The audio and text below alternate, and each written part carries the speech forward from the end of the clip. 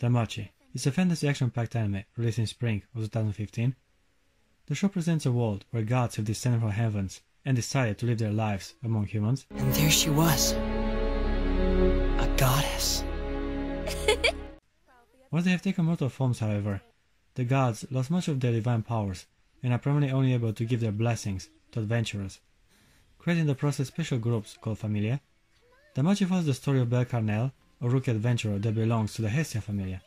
When it comes to the gods, we have a representative from a diverse number of mythologies and religions. That's amazing! As both Norse, Greek, and Japanese divine entities are competing against each other in this beautiful alternative reality. Hestia is the Greek goddess, and you don't have to worry if her name doesn't sound that familiar. Even in her respective mythology, she ain't that popular or powerful on that matter. The show itself is self-aware of those facts, as Hestia is being portrayed as impoverished, emotional, and insecure. At the beginning, the protagonist is the only member of her familia, and she even has to find work to pay for his expensive equipment. What can I do for you today, valued customers? Goddess? You never told me anything about having 2 jobs! It's kind of funny how similar they both are in their life struggles. The main character works hard to make a name for himself in the dungeons, while his goddess constantly has to impose herself around the other deities. I swear, every day you're out with another girl, and now there's her too! On top of presenting a fantasy alternative reality with mythical creatures and magic, Danmachi also incorporated a few MMORPG elements. Adventurers can level up, and there's a variety of difficulty depending on the floors they happen to be exploring. Party quests are also present, as an occasional floor boss can make an appearance. Day after day, adventurers go into this massive tower in search for loot and glory, while the gods find different ways to entertain their mundane life. Some deities are benevolent and mostly tend to their personal pleasure, I see you're keeping yourself in good shape. If you really want them, then you can take these ladies off me. while others deal in intrigue, conflict, or tricks. But we'll play again soon. Won't we? Hermes is one of those gods that gets a kick out of creating misunderstandings and is overall up to no good. I guess it was a thematic decision, as in Greek mythology Hermes has a reputation as a trickster god. What doesn't quite make sense is the portrayal of Loki. What are you doing here? Sweetie, you know me. I'm doing whatever I want. I'm Loki. The Norse god of mischief and the MCU ice giant teen heartthrob is being represented as a woman in this show. She's kinda annoying with a high-pitched voice and ill-mannered behavior. That's my girl, kicking Mad Monster Boutte. Ooh, speaking of Boutte, yeah. Her emblem familia is pretty badass though. Too bad Loki is childish enough to keep on fueling a tight rivalry with Hestia. You showed up to the party without any boobs!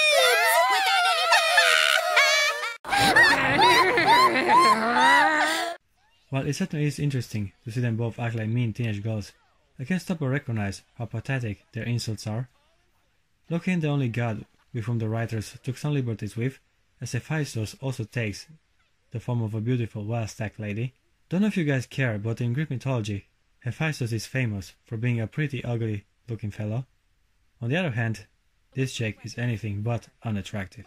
I mean, look at her healthy, lean body. Oh, wow! And then delicious tits. Being on the subject of sexy-ass bitches, I guess it's as good of a time as any to introduce the goddess of love and beauty. The goddess of beauty. Freya. We're expecting Aphrodite? Cause I sure was. But no, the anime went with her Norse counterpart. She ain't exactly my waifu, but I do get her appeal, especially when she wears that bad girl revealing outfit. Oh, goodness. I was going to sit back and just watch for a little while, but I simply cannot help myself. Oh yeah, she seems to be a villain, or at least she misbehaves on numerous occasions to create intrigue and satisfy her weird desires.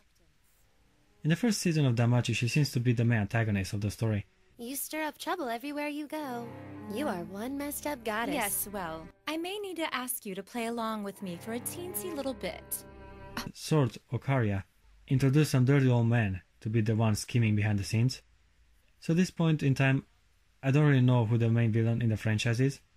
I hope Freya will become an anti-hero, or maybe even join the harem, as she is too beautiful to waste, not to mention she also seems to have a thing for underage boys. This kid you're after, what exactly is so special about him anyway? What can I say? He's pretty. By the way, Hephaestus and Aphrodite are a couple in Greek mythology. Imagine this version of the gods sleeping together. Whoa. But enough about the gods for the moment. Let's change our focus to Belle Carnell, the protagonist of the story.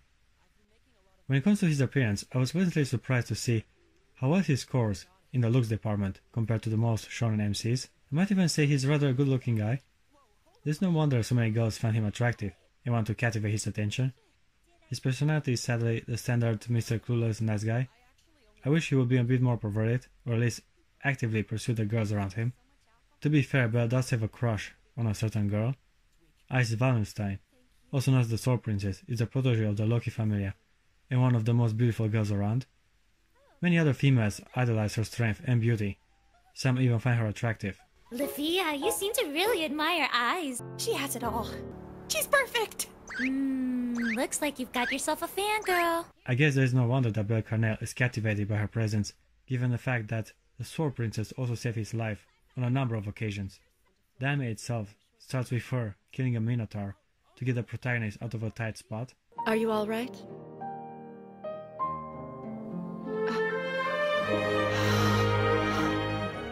Ever since that moment, the main cat is obsessed with her beauty, to the desperation of his goddess. What does he want with that girl? When he's got me right here in front of him! Not only is Hestia fighting for her place with the other gods, but now she has to be extra vigilant to keep the only member of her family in check and stop him from falling for another woman. Belle, do not leave me all alone.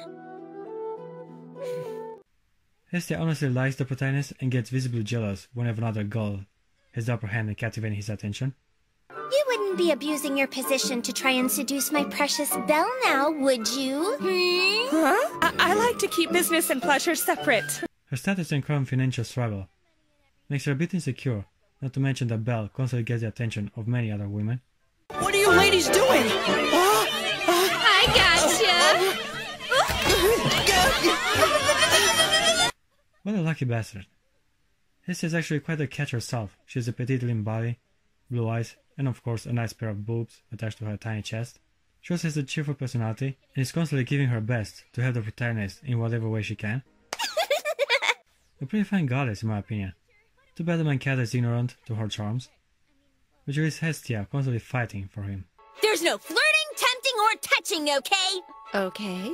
The main cat is very dense and innocent, and yet he does acknowledge the appeal of certain women. He's rather shy and insecure, attributes that were obvious once he came face to face with his idol, but constantly tries to avoid her and runs away in fear whenever she finds herself in his surroundings, and he kept on going until Ice had enough of his bullshit and managed to corner the protagonist to finally force a conversation. Later on into the show, the Sword Princess agrees to train the main kata to properly wield his weapon. There are a few problems with their little entanglement. First, they are from different familias, and second, Hestia isn't the only one that easily gets jealous. What do you think you're doing with her? How many women does it take for you? Lafia isn't a prominent figure in the first season of Danmachi, despite being one of the main katas in the follow-up spin-off show Sword Okaria.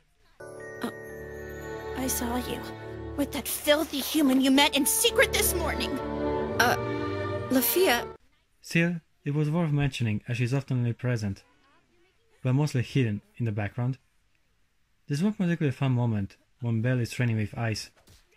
I'm talking of course about the scene when Blondie decided to take a nap right in front of the main kata. The temptation was too great not to at least try to steal a kiss from her. Get in there, Belle! Be a man and steal a little smooch while the lady's fast asleep! Grandpa? Of course the protagonist fails in taking advantage of this opportunity, but I very much enjoy the tension and the battle inside his mind. If you can't fall in what's her face, I'll never forgive you! Looky here, sweetie, this is something only a man can understand, so stay out of it! Ice and Hestia aren't the only women after the main kata though. The lucky bastard. Pandemonium of hotties that follow him around and find him attractive. Yeah, give us all the juicy details. This white-haired maid, for example.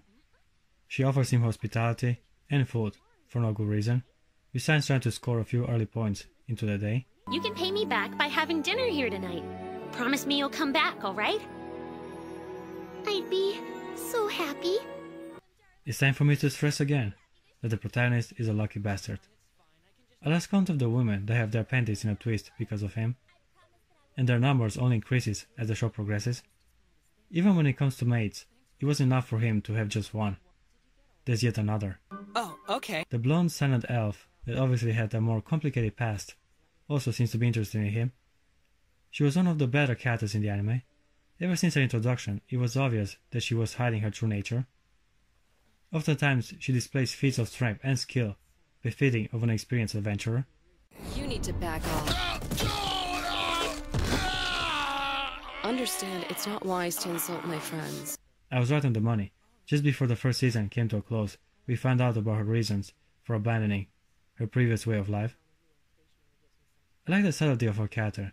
She definitely wasn't one of the main girls surrounding the protagonist, but her episodic nature only added another layer of mystery and intrigue to her story. Have also mentioned that Ice Valentine herself also is interested in him. Isn't this like extremely convenient? Your current crush just so happens to be open for your feelings. Lucky bastard. Mom? No. Sorry, I'm afraid I am not your mother. But wait, there's more.